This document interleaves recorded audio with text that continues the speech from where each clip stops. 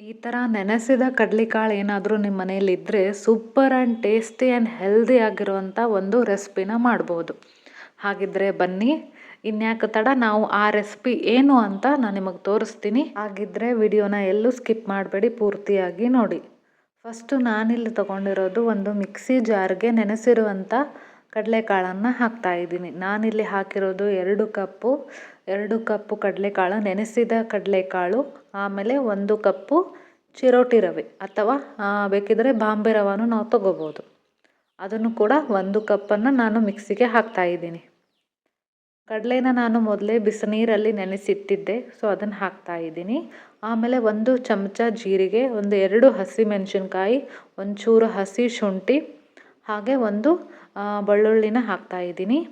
Next ಒಂಚೂರು ಕೊತ್ತಂಬರಿನ clean ಮಾಡಿ ಹಾಕಿರೋದು, ಹಾಗೆ ರುಚಿಗೆ ತಕ್ಕಷ್ಟು ಉಪ್ಪು 1 ಚಮಚೆ. ಇದನ್ನು ಇವಾಗ ನಾವು ಮಿಕ್ಸಿ ಮಾಡಬೇಕು. ಒಂಚೂರು ನೀರು ಹಾಕಿ ನಾನು ಇದನ್ನು ಮಿಕ್ಸಿ ಮಾಡಿ ಇವಾಗ ರೆಡಿ ಇಟ್ಕೊಂಡೆ. ಇವಾಗ ಒಂದು ಪಾತ್ರೆಗೆ ಇದನ್ನು ತೆಗಿತಾ ಇದ್ದೀನಿ.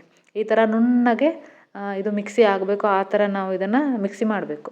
ಸೊ ಅದಕ್ಕೆ ಒಂಚೂರು ನೀರು ಹಾಕಿ, ಗಟ್ಟಿ ಇದ್ದರೆ ಒಂಚೂರು ನೀರು ಹಾಕಿ ಈ ಥರ ಚೆನ್ನಾಗಿ ಮಿಕ್ಸ್ ಮಾಡಿ. ದೋಸೆ ಹದಕ್ಕಿದು ಬರಬೇಕು, ಆ ಥರ ನಾವು ಇದನ್ನು ಚೆನ್ನಾಗಿ ಮಿಕ್ಸ್ ಮಾಡಬೇಕು. ಇದಕ್ಕೆ ವೇಟ್ ಮಾಡಬೇಕಂತ ಏನಿಲ್ಲ, ಆರಾಮಾಗಿ ನಾವು ತಕ್ಷಣವೇ ನೆನೆಸಿ ಮಿಕ್ಸಿ ಮಾಡಿದ ತಕ್ಷಣ ನಾವು ಇದನ್ನು ಮಾಡಬಹುದು. ತುಂಬ ಟೇಸ್ಟಿಯಾಗಿ ಒಂದು ಹೆಲ್ದಿ ಆಗಿರುವಂಥ ರೆಸಿಪಿ ಇದು.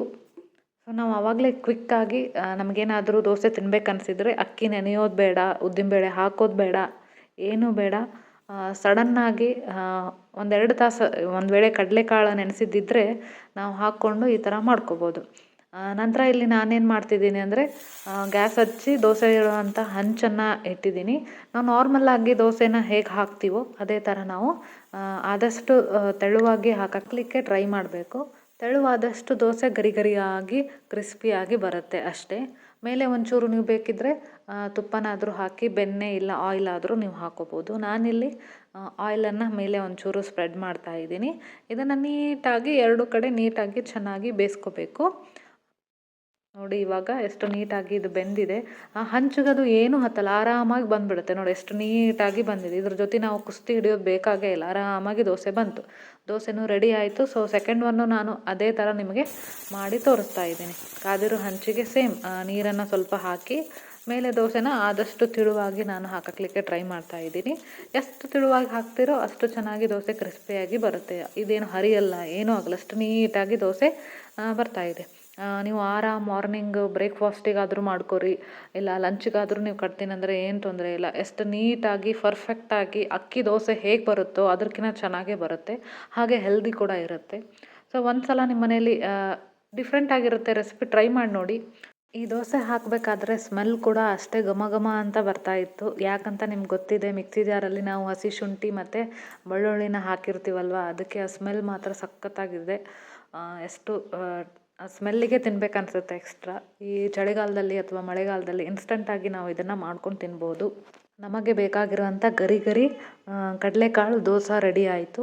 ಸೊ ಐ ಹೋಪ್ ಈ ವಿಡಿಯೋ ನಿಮಗೆ ಇಷ್ಟ ಆಗಿದೆ ಅಂತ ಅಂದ್ಕೊಂಡಿದ್ದೀನಿ. ಇಷ್ಟ ಆದರೆ ಲೈಕ್ ಮಾಡಿ, ಕಾಮೆಂಟ್ ಮಾಡಿ, ಹಾಗೆ ಸಬ್ಸ್ಕ್ರೈಬ್ ಮಾಡೋದು ಮಾತ್ರ ಮರಿಬೇಡಿ.